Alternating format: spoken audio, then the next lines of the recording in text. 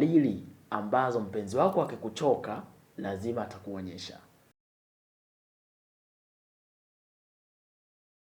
Ni kwa mara nyingine tena tumepata wasaha mzuri kabisa kukutana ana kwa ana, mimi na wewe ndugu mfuatiliaji wa channel yako pendwa Mr. Tasha TV, ambayo leo hii tupo katika kipindi chako pendwa kabisa kinaitwa The Love Bite. Mtangazaji wako wa kipindi hiki ni mimi Mr. Tasha, na mada kubwa ambayo tutakuwa nayo katika siku yetu hii ya leo ni kwamba dalili ambazo mpenzi wako akikuchoka lazima atakuonyesha. Narudia tena, mada kubwa ambayo tutakuwa nayo siku hii ya leo ni kwamba dalili ambazo mpenzi wako akikuchoka ndizo atakazo kuonyesha. Unajua, ndoa ni maridhiano baina ya watu wawili waliopendana kwa dhati na wakakubaliana kuingia katika ndoa au mapenzi. Lakini asikwambie mtu, chenye mwanzo hakikosi mwisho. Kwa hata mapenzi huwa na mwanzo, lakini pia huwa na mwisho wake. Wengine mwisho wao huenda mpaka kifo, lakini wengine mwisho wao huishia hapa hapa duniani. Kwa sasa mimi nitawaangazia hawa ambao mwisho wao huishia hapa hapa duniani. Kwa mapenzi yakifika mwisho, mtu mwingine anashindwa kukuambia kwamba bwana, kuanzia sasa mimi na wewe basi, isipokuwa atakuonyesha kwa vitendo. Sasa ni vitendo vipi? Mimi Mr. Tasha nitakuletea hizo dalili zote. Lakini kabla tujaanza dalili yetu ya kwanza, usisahau kusubscribe account yetu hii ya Mr. Tasha TV, lakini pia kubonyeza alama ya kengele ili uwe wa kwanza kabisa kupata kazi zangu zote. Na sasa twende tukaangalie dalili moja baada ya nyingine. Leo nimekuandalia dalili 6. Dalili ya kwanza, hakupigii simu na pia hapendi kuwa karibu na wewe, na hata akiwa karibu na wewe hatakuwa na furaha kama zamani. Siku zote watu wanaopendana hupigiana simu mara kwa mara, lakini hupenda kuonana mara kwa mara. Ila upendo unapofika mwisho huwa hapendi kuonana na wewe, lakini pia hata simu hatakupigia, hata message hatakutumia kama ilivyokuwa zamani. Na hata ikitokea mmekuwa pamoja, ile furaha yake itatoweka, yani haitakuwa kama alivyokuwa zamani. Ukishaona mpenzi wako ana dalili hiyo ya kwanza, jua kabisa ameshaanza kukuchoka. Upendo umepungua. Dalili ya pili, hupunguza muda wa kufanya tendo na wewe. Hii imekaaje? Unajua, hawakukosea walivyosema kwamba mapenzi hisia. Sasa ili ufanye tendo na mtu, jambo la kwanza ni lazima uwe na hisia naye. Pindi ukiwa na hisia na mtu za dhati, upendo upo mkubwa, hata tendo utashiriki vile ipasavyo. Lakini kama ukiwa na upendo mdogo, asikwambie mtu, hautaweza kushiriki tendo vile ipasavyo, kwa sababu mapenzi ni hisia. Hiyo ni dalili ya pili.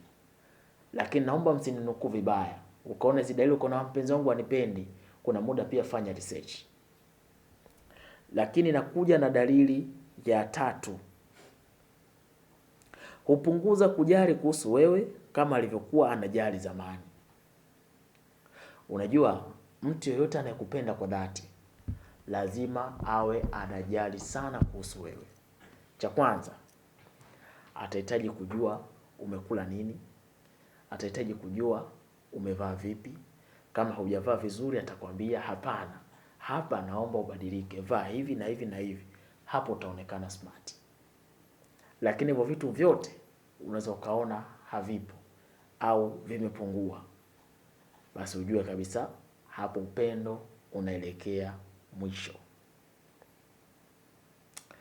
Lakini dalili ya 4, kabla hatujaenda hapo kwenye dalili ya 4, ndugu mtazamaji, kama ilivyoada, usisahau kunisupport kwa kulike, kucomment, kusubscribe na kushare account hii ya Mr. Tasha TV ili uwe wa kwanza kupata kazi zangu.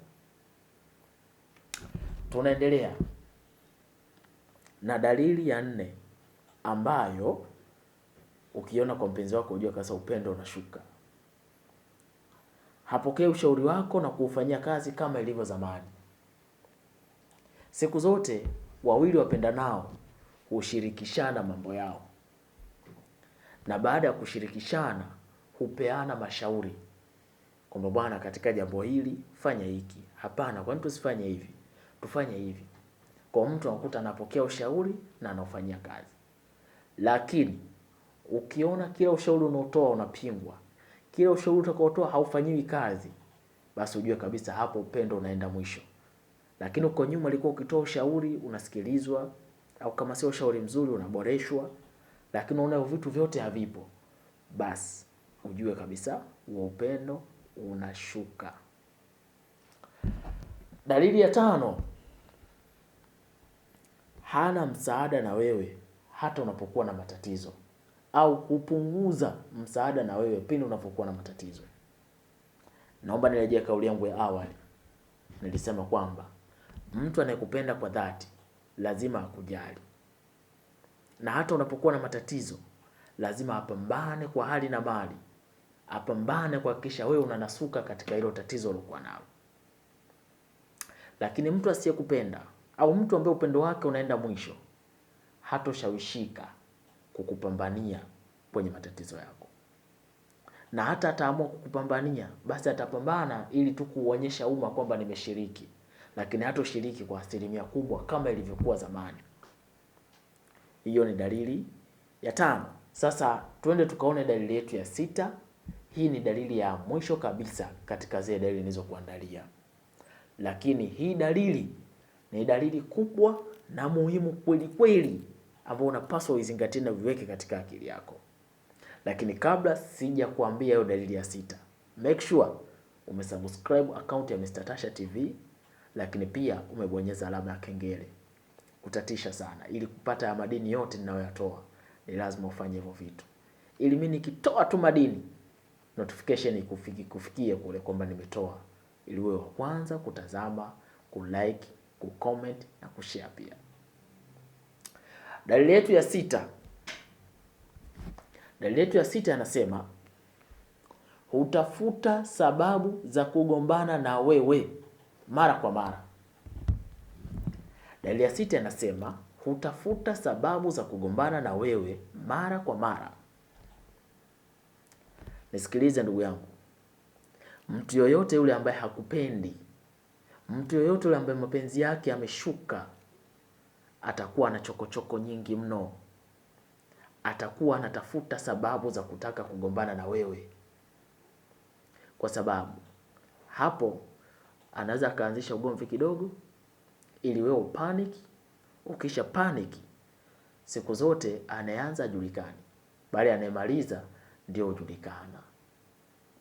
Kwa vyovyote vile wote onekana ni mbaya. Maana yake nini hizo chokochoko? Anahitaji atoke kabisa moja kwa moja katika maisha yako. Si upendo umeisha? Ushauri wa bure tu. Pindi ukimwona mtu anakuletea vichokochoko katika mahusiano au mapenzi yako, mwepuke. Ukimya ni jibu. Usigombane naye. Huo ni ushauri wa bure kutoka kwenye kipindi chako pendwa cha The Love Bite, kwangu mimi mwamba Mr. Tasha.